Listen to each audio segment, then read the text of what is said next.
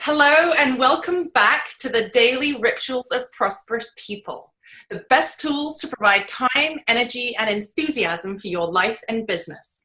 I'm your host, Tamsin Astor, your Chief Habit Scientist. I help busy people organize themselves so they have time for what they want, time for what they need, and time for fun.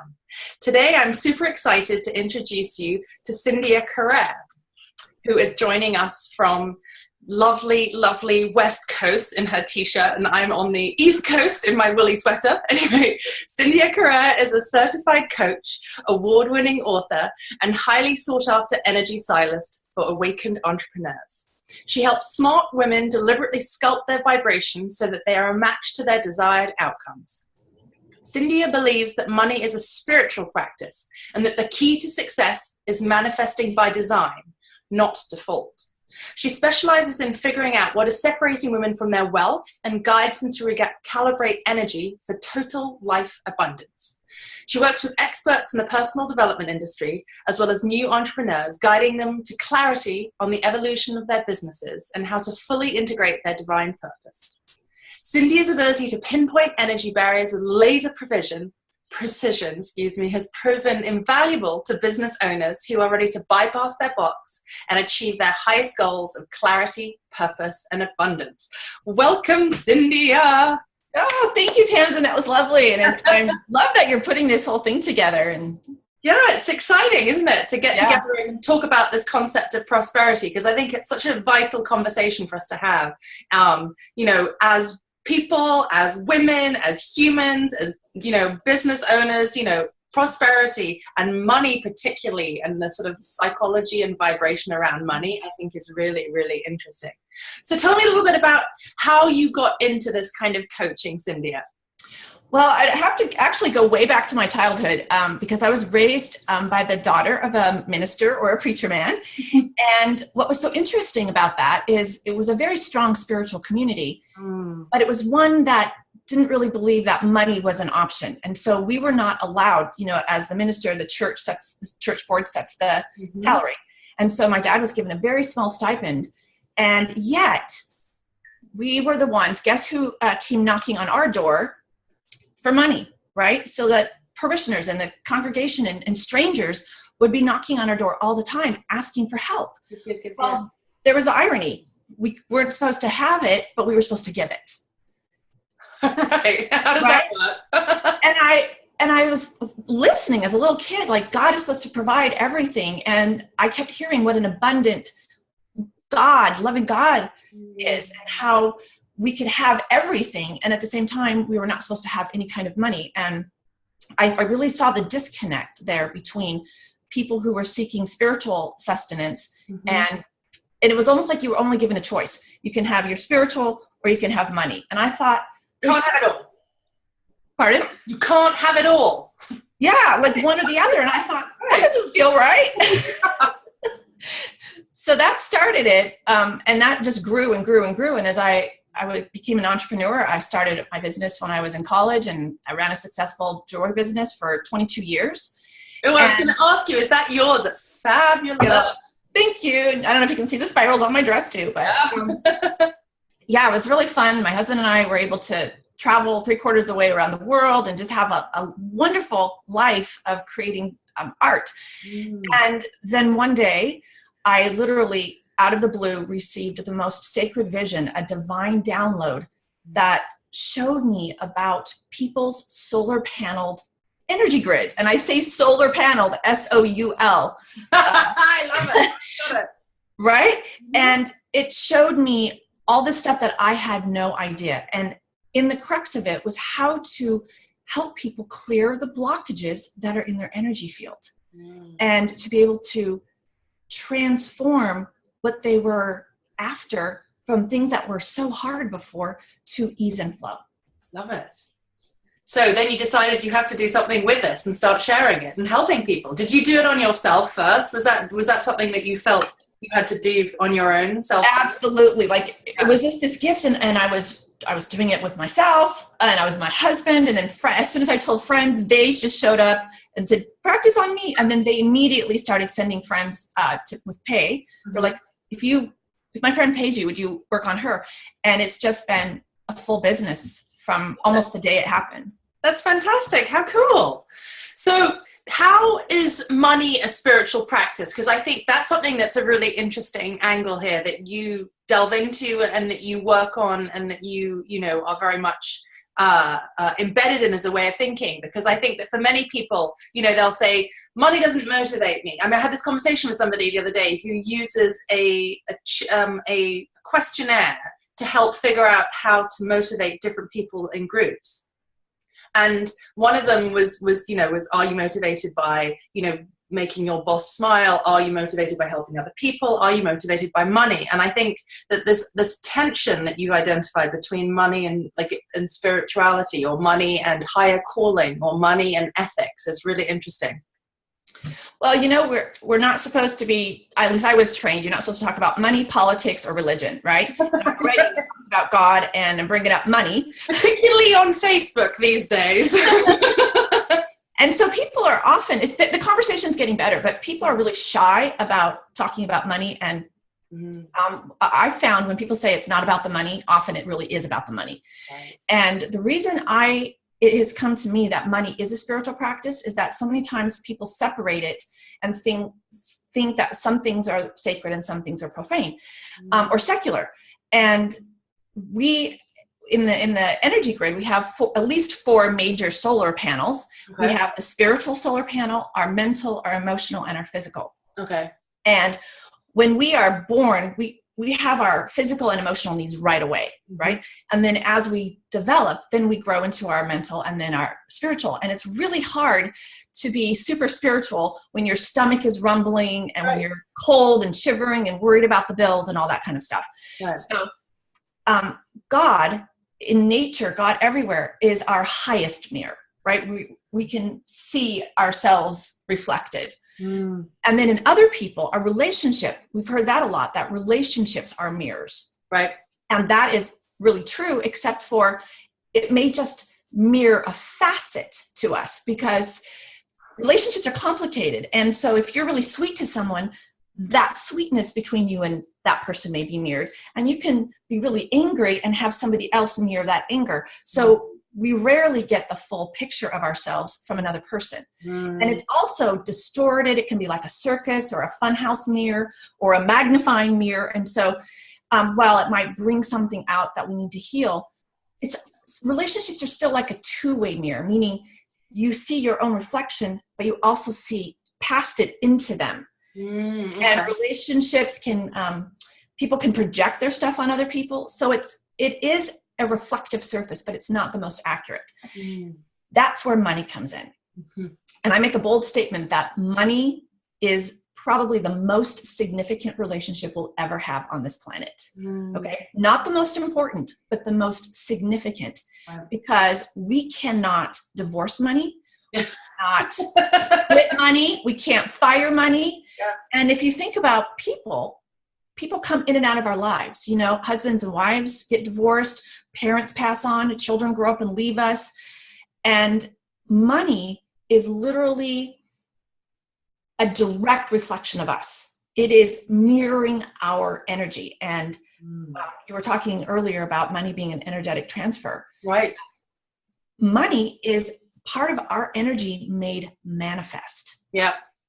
And our grid is made up of all the filters that we've grown up with. And so how money flows through us and out into the world is a direct reflection of us. I love it. Do you find that there's people, so you identify these 4, the spiritual, the emotional, the mental, and the physical, right? Do you find that the blockages in one or the other is more significant with respect to figuring out the money blockages? Is there like blocks in one particular grid that is most significant? Yes, the energy grid. So I probably have to talk about that for just a moment. So you know how a regular solar panel, spelled like SOLAR, a solar panel converts sunlight into electricity, right? Well, everything has a power source. And so our energy grids are the skeleton, the bones, the underpinnings of our entire energy system. And it converts divine source energy into the things that we want and need, right? It's our energy that does anything. I mean, not one thing on this planet has been created without a thought about it, an inspiration, a thought, and then people have to get all excited about it and do something. It's all together. And so how I can describe the grid is we all are, especially if anyone's watching this, we're all pretty much connected to loads of people are watching. I mean, if you're watching, you have to have a computer or a phone, right? It's through technology. So if we're connected to our tech toys and something were to start going wrong, like suddenly you couldn't get onto the internet or there was static or something would happen, most people pick up their device and try to see what's wrong with the device. Right. But that's on a device level. And people try to solve problems at the localized level when actually it's at the level of the grid. So if your computer having problems, you would think, oh, what's the computer?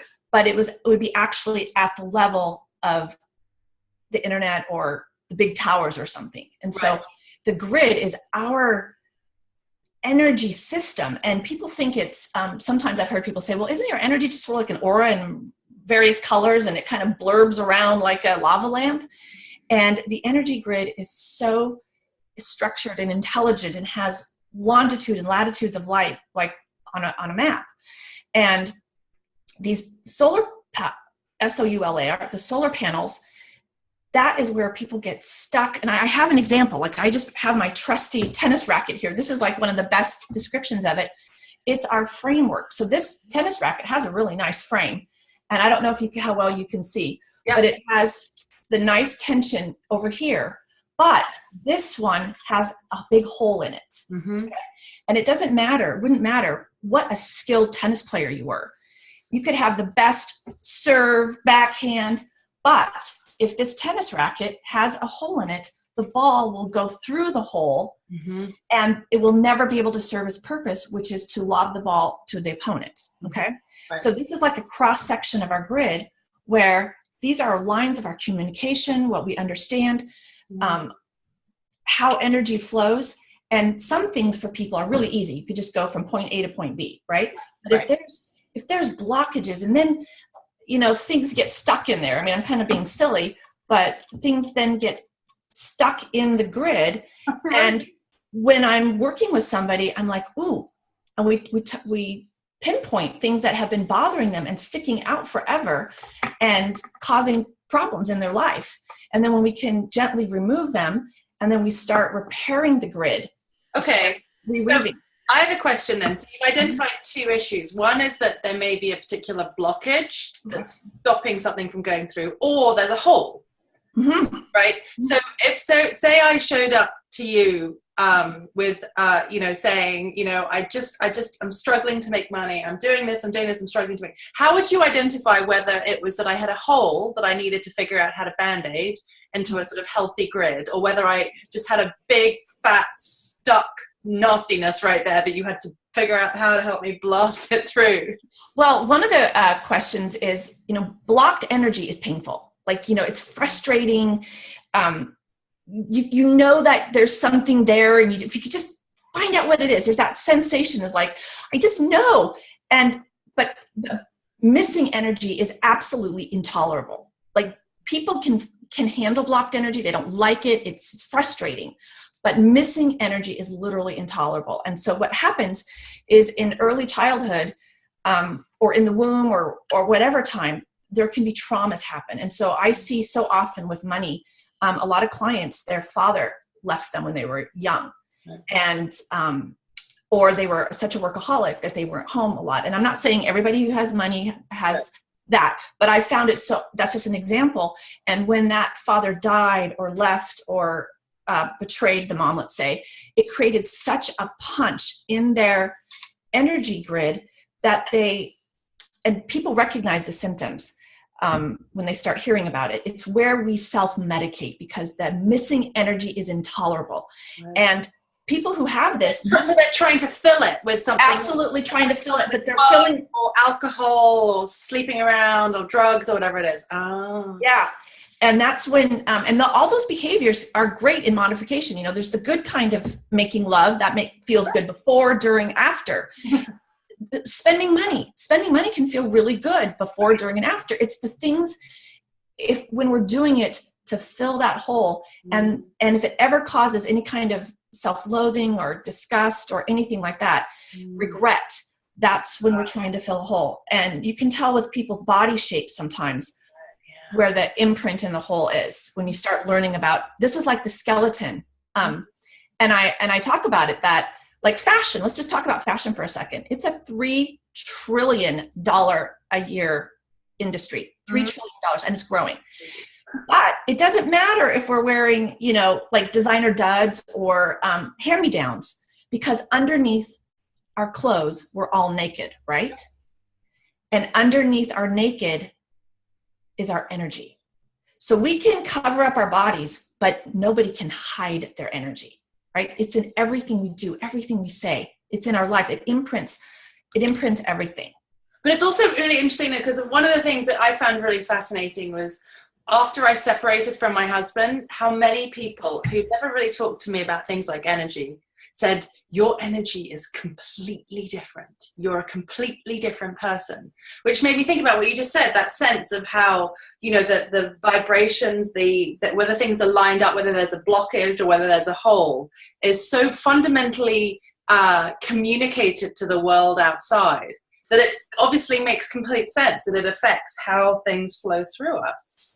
Yeah, and it's exactly, thank you. And, you know, like in entrepreneurs, they're trying to make that sale. But if there's a missing hole, there's a missing energy and there's a hole, then it can come across as really needy. And it can or love, when you're trying to find love, or when there's missing energy, it causes us to act in ways that we don't want to act. It's like, you never know, like, why did I say that? Why did I do that? Why would I come across so, yeah.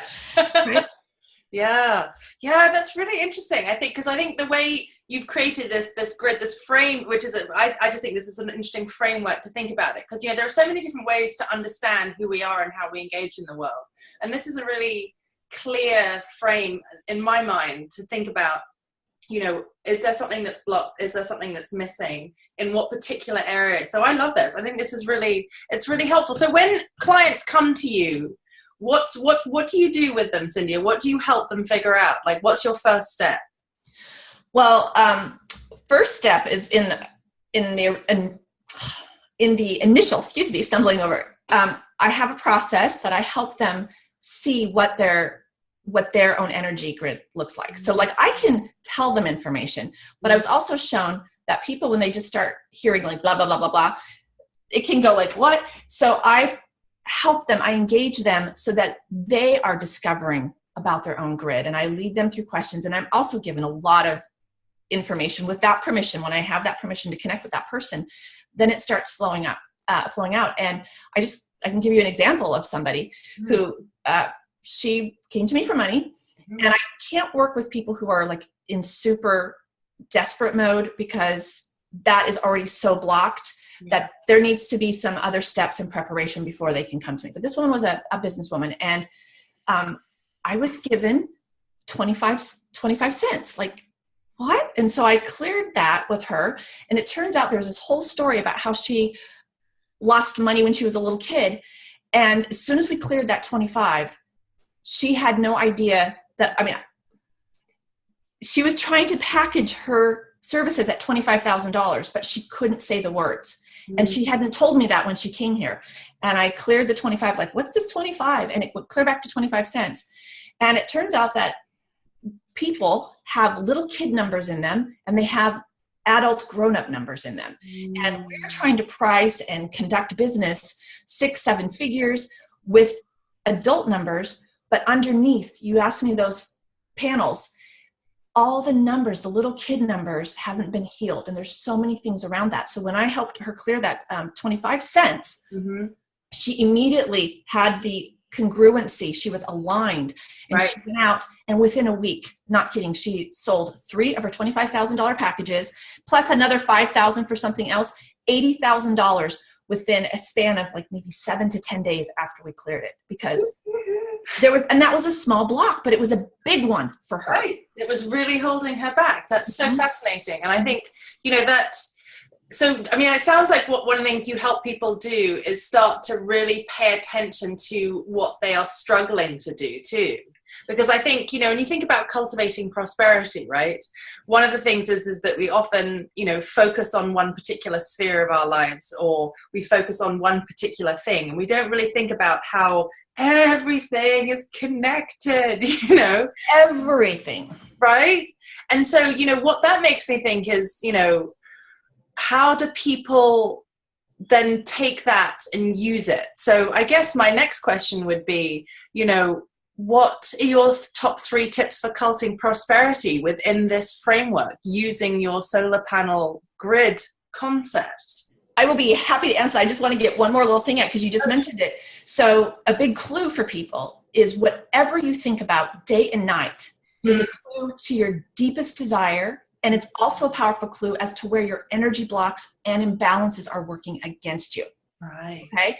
And so when people come, this is their top of mind problem. They're like focused right here. And if something's not working, they're working at the device level, right? Mm-hmm. What I'm shown is how to go back to what it really is, what the absolute root core of that thing is. So when you're talking about how it's all connected, people rarely ever say, oh my gosh, I had no idea it was that thing. Right. But they clear it, and the proof is in the pudding. That's what I say. Yeah. So my 3 prosperity tips are hardcore.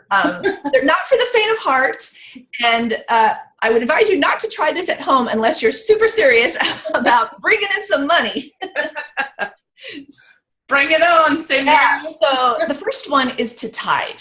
And tithe the word tithe literally means 10. So it's giving away off the top 10% of whatever comes in the door. Okay. So why? That's so interesting to me. Why should people start with that? Because I think most people think of that. They're like, when I make this much money, I will give. I mean, it sounds a little bit like, and I apologize if this is not the route, but the way John Astor of NeuroGym talks about how, setting a goal and achieving goals are 2 different things. And that most of us tend to go, oh, I've got this skill set, I've succeeded in this, therefore I should do this, rather than this is what I want, this is the life I want, these are the things I want to achieve. And then you go, well, how am I going to get there? And then you create, you hire the people, you take the course, you read the book to get there. And it sounds to me, maybe I'm wrong, but that's where you're going with this. Well, what I understand, and I have lived it, so I understand, and I'll admit, I've had times where I've felt a little squeamish about tithing, and then that's when things fall apart, okay? And so tithing, I have found, is like an insurance for your money, okay? And you asked, people say, well, when I make a certain amount of money, then I will feel more prosperous and I will give. Right. That actually is not that true. So if you haven't started out, like every dollar you give a dime, it's really easy to give a penny out of a dime or a dollar out of $10. Right. But if that muscle isn't developed, suddenly you get $1,000 or $10,000 or $100,000, and you're just supposed to right off the top give away $10,000. If that muscle isn't developed, that will seem scary. So it is such a good practice to begin at any level. And that's how breathing is not 2 separate things. Breathing is not exhaling and it isn't inhaling. Okay. Breathing is the combination of the 2. Right. And people don't go around saying, I inhale, but I never exhale or something, right? Or I'm such a generous inhaler, right? we don't talk about it like that, right? But giving is the exact same thing. So people talk about how they're generous givers, receiving, right? But people can be generous givers but stingy receivers, or vice versa. And tithing is one action of the breathing, right? So you give, and I heard someone say when I talked about this, oh, I would rather live with 90% that God has blessed than 100% that is just kind of open target, right? So tithing, and also it's the attitude, it's the vibration, and tithing is a very, very high vibrational activity. And it's supposed to be, it's in joy. We're supposed to literally give in joy. And that isn't the fake smile, like, I'm so, here you go.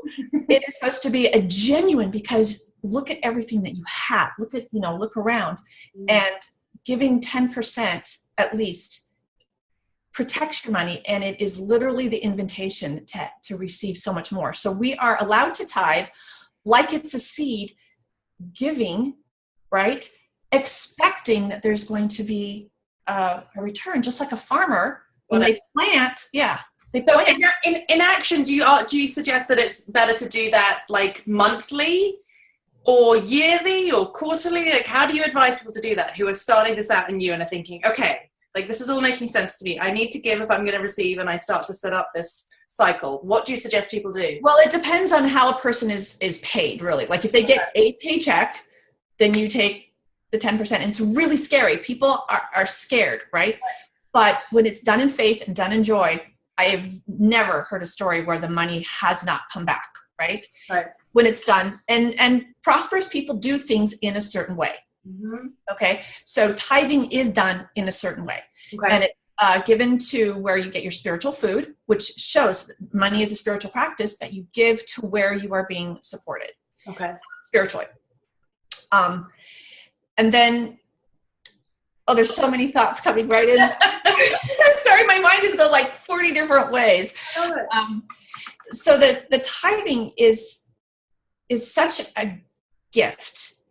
When you can give it out and develop those muscles, you will be giving it will be returning right back in. But if you get paid by the month, then 10% off the top. But if you get paid in like a lot of checks, whatever, or PayPal or however you get paid, if you just like get a $10,000 check in, you have to go to the bank or whatever, you just take $1,000 off. And so it depends literally on how a person is. Got it. Okay.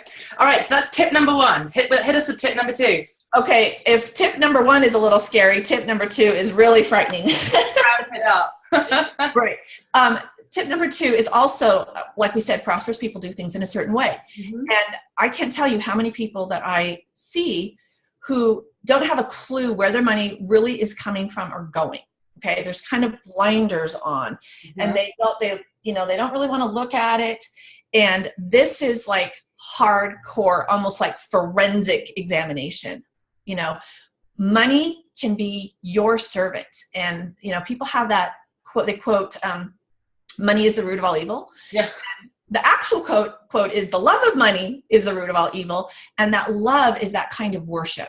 And so when we have that out of balance, when we're seeking after money, it runs from us. But when we put our attention, spiritual practice, we put our attention on God, money obeys us. It becomes our faithful servant. It works for us rather than us slaving or working for it. Okay. So money as a loving, faithful servant or a relationship, we need to know its whereabouts and to give it a job, right?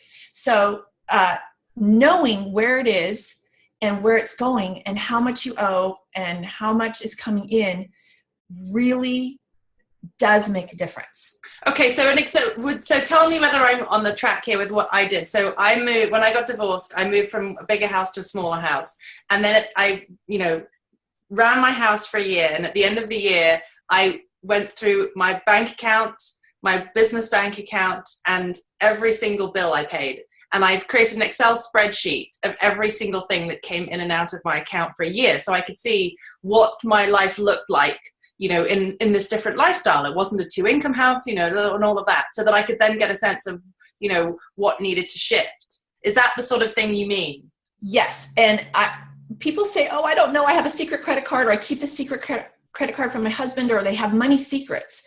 And money secrets, I don't want to put any judgment on anybody. Please, I want everyone to feel safe. But money secrets really eat away at you, don't they? They eat away at your heart and your mind. Yeah. Yes.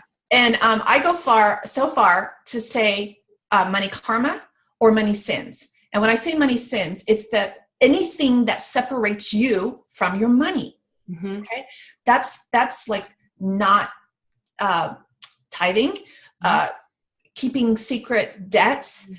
Even sometimes from yourself, like people will spend things and then just like pretend like that didn't happen. And I've also had clients where we had to get pretty serious because they have come dragging behind them so much money baggage and things that they have done that aren't that cool, maybe, or things in their past that they're ashamed of, but that they're not willing yet, they hadn't been willing to look at.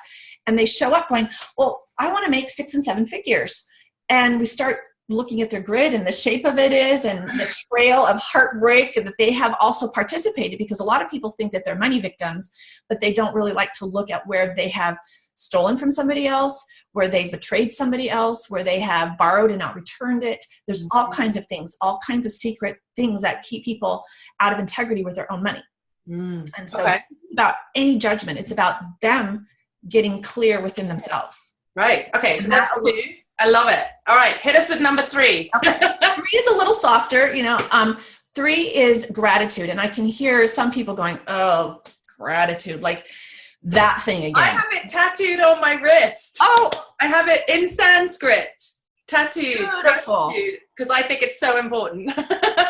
Gratitude in itself is a prayer, and gratitude is a state of being. It's not a mood.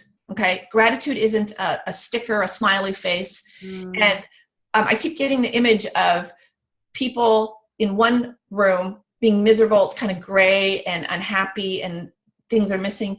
And they can hear, like a stereo or something, they can hear party music. Like it's loud and laughter and champagne. I went to a wedding like that.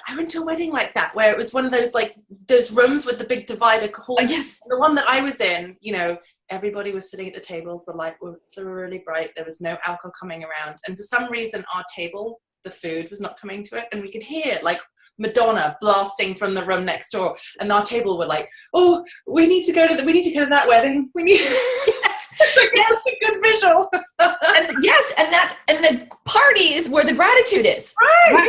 Everyone's like, well, you got married, rather than like, why is our table not getting any of those samosas? They look really exactly. And so we hear about gratitude, and it can be like tithing, grimacing, and I'm supposed to be happy about, oh, well, great, I'm really happy that this just happened to me, and that just, like, it's not about being happy that anything bad happened, or it's about shifting the energy and the vibration to being able to be invited into that happy place where the vibration of gratitude is what connects you with all those juicy, delicious, fun things. Right. Oh, I love it.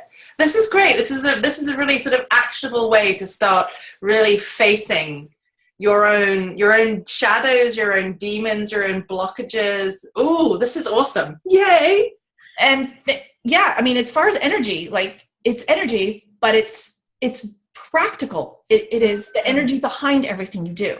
Right. And as we've identified, energy is everything, and it's all everywhere. And we need to figure out how to manage that if we're going to be successful, if we're going to be prosperous, because we can't be prosperous if our energy is not flowing well. And I definitely found that as an entrepreneur when I first started out with sales. Like, I found selling stressful.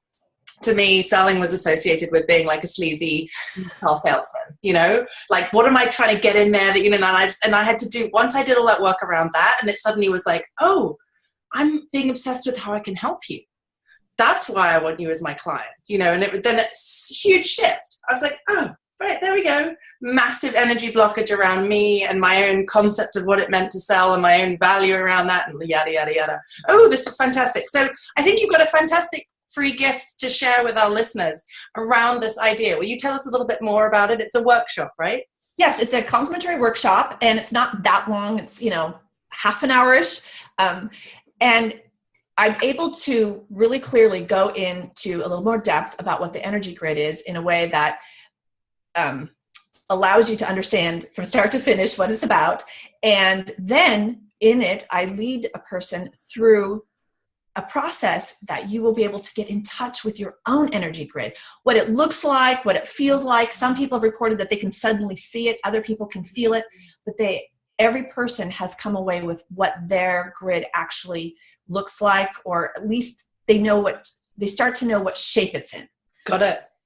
And then they can start thinking about how to do the work, whether it's blasting it out, or repairing it. Filling it, yeah. Yeah. Oh, I love it. Thank you so much, Cindy. This has been a really fascinating conversation. You've given me a lot of food for thought, as I expect you've given everybody else who's listening. So I appreciate you taking the time to chat with me. Well, thank you for inviting me. My pleasure. Thank you. Thank you.